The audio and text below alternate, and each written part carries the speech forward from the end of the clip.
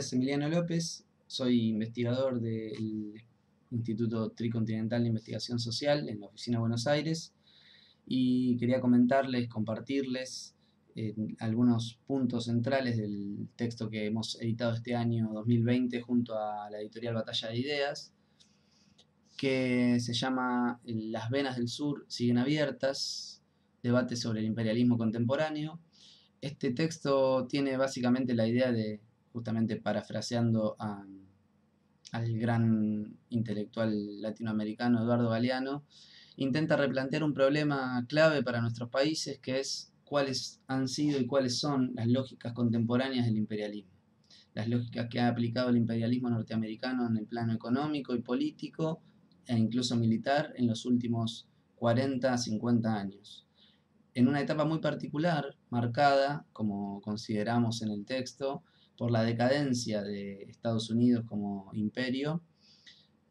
por lo menos como potencia hegemónica, y por la emergencia, o la reemergencia, como plantean ciertos autores con los cuales acordamos, del este asiático o de Asia Oriental como nuevo posible o potencial hegemón, ¿no? Como potencial hegemonía global. En este marco de gran crisis del imperialismo norteamericano, lo que vemos es que se expresa su fase más devastadora.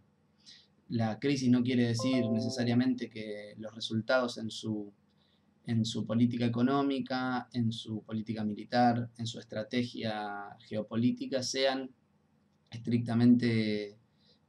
reducidos en su nivel de beligerancia o tratando de generar consenso, sino por el contrario que se ha visto en los últimos tiempos incrementar la ofensiva norteamericana contra los países hermanos que consideran no alineados y por supuesto también con cualquier régimen o cualquier orden político que no simpatiza completamente con el régimen político norteamericano, ¿no? En este caso entonces en nuestra América hemos tenido sobrados ejemplos de esto, desde los miles de intentos ya de golpes de Estado a la hermana República Bolivariana de Venezuela, a la hermana Cuba y a, por supuesto, el golpe no frustrado, sino un golpe llevado adelante efectivamente el año pasado en la Bolivia de Evo Morales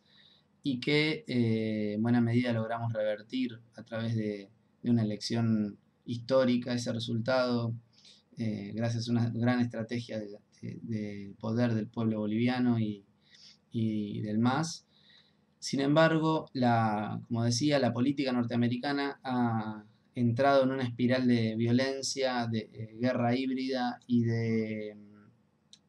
si se quiere, dominación o de intento de dominación en el plano económico y de ahogo en el plano económico a muchas de nuestras economías, que ha sido muy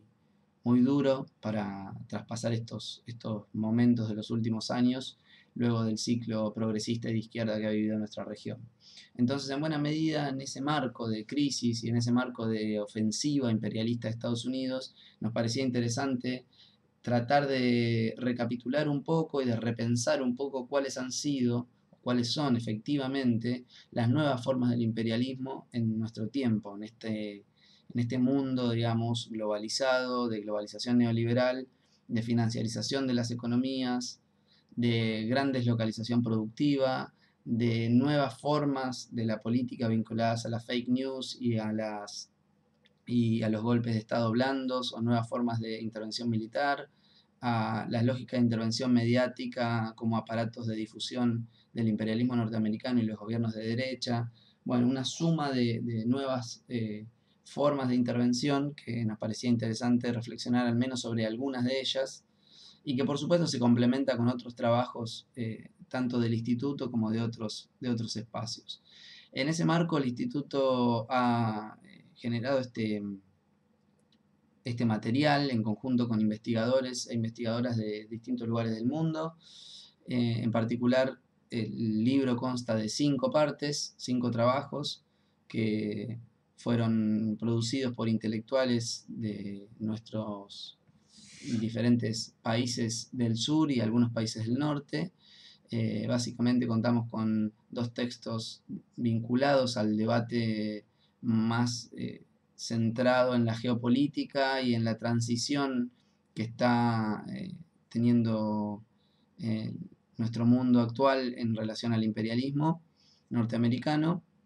Y esos dos textos, uno de Gabriel Merino y uno de Atilio Borón, intentan plantear cuáles son los cambios en la estrategia militar de Estados Unidos, es el texto de Atilio Borón, siguiendo un poco las posiciones de la Agencia de Inteligencia Norteamericana, lo que sería un poco la discusión sobre cómo ha cambiado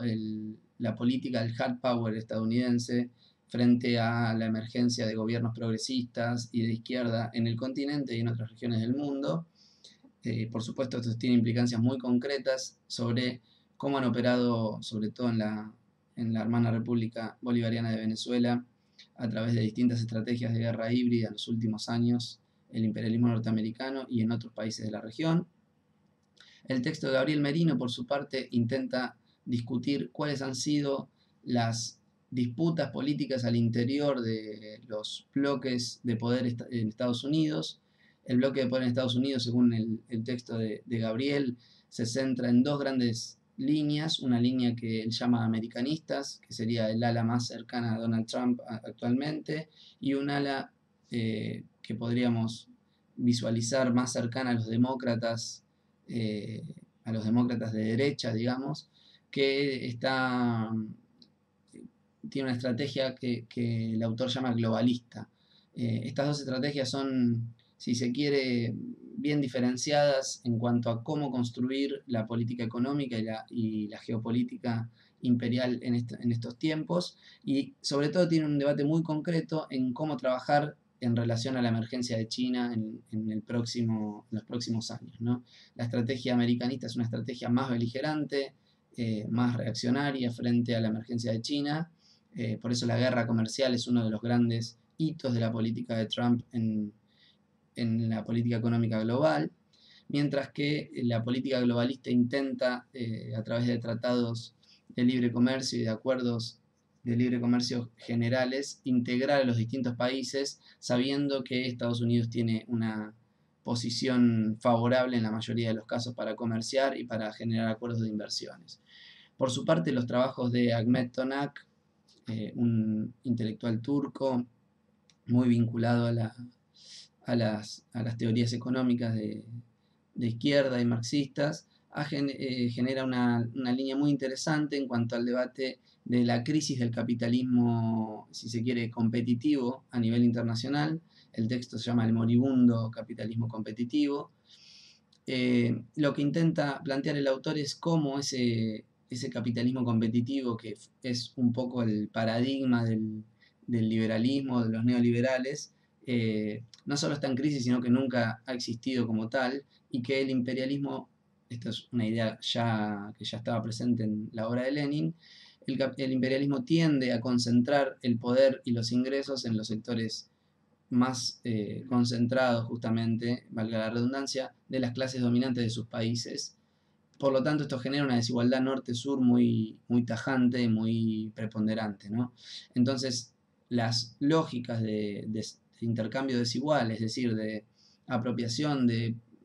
ingresos y de excedentes del sur en el propio norte a través de un mecanismo de concentración de ingresos, se da de manera acelerada, y en los últimos 50 años esto tiene una relevancia muy importante, ¿no? 45 años, 50 años. Entonces, este es un punto muy importante del debate sobre el plano económico del nuevo imperialismo. También el texto de John Smith, que es un intelectual inglés, es muy, muy ligado a Monthly Review, una revista de mucha relevancia para la teoría marxista, donde han escrito y participado autores como Paul Sweezy y Paul Baran, entre otros. El texto intenta trabajar sobre un aspecto que es por demás importante para los países del sur y sobre todo para América Latina, puesto que es una categoría generada acá, que es la categoría de superexplotación del trabajo. Una categoría que intenta dar cuenta de cómo los países del sur, y en particular los de América Latina, poseen una unos salarios más bajos de los que en promedio se obtienen en el centro por la misma tarea y misma capacidad productiva. Esto puede implicar sencillamente salarios más bajos o, como plantea Smith, implica algo más que eso, que es salarios pagados por debajo de su valor. Esto es una teoría y un enfoque que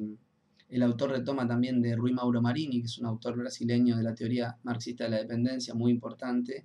que ha marcado varias generaciones de trabajos sobre cómo romper con las lógicas de dependencia capitalista en nuestra región. Entonces el texto de Smith es muy valioso en este plano porque él liga las dinámicas del imperialismo a la expropiación, si se quiere, o la apropiación de ingresos desde la periferia hacia el centro a partir de estas lógicas de la plusvalía absoluta generada a través de un mecanismo de superexplotación del trabajo. Y el texto que también resulta por demás interesante, de una intelectual india, Utsa Patnaik, y un intelectual indio, Prabhat Patnaik, que ellos trabajan sobre un aspecto muy importante, que es cómo el valor del dinero es el que se impone, o sea, el precio de los bienes y por lo tanto el valor del dinero, el dólar en este caso, efectivamente se impone a través de una lógica de poder, o sea, una lógica imperial, incluso extraeconómica, y esa valorización de los bienes que produce el centro frente a los bienes que produce la periferia, generalmente agrícolas, es lo que genera el intercambio desigual y las lógicas de dependencia y exclusión de los países del sur frente a los países del norte. Es decir, un mecanismo extraeconómico que en buena medida pone en valor las producciones del norte por sobre las producciones del sur, haciendo en buena medida valer mucho más el dinero producido en el norte, básicamente dólares, euros y otras monedas de los países centrales, pero sobre todo el dólar, frente a las monedas de nuestros países, ¿no? De los países de la periferia. Esto se ve muy concretamente cuando analizamos cómo las especulaciones sobre las monedas de los países de América Latina, por ejemplo, pero también de Turquía, de Siria y de otros países ha sido muy importante en los últimos años, y en alguna medida esa especulación a corto plazo vinculada a la especulación con la moneda, los famosos carry trade, han generado crisis inflacionarias en la mayoría de los países del sur, con lo cual lo que generan en definitiva es un nivel de pobreza muy elevado y un nivel de caída de los salarios reales de los trabajadores y las trabajadoras muy importante. Así que en definitiva este es el libro, las invito a leerlo y a compartirlo. Eh, Las venas del sur siguen abiertas, un libro que compila los ensayos y los artículos de estos intelectuales, compañeros, militantes, activistas de distintos lugares del mundo y que hemos editado en conjunto entre el Instituto Tricontinental de Investigación Social y los compañeros y compañeras de la editorial Batalla de Ideas.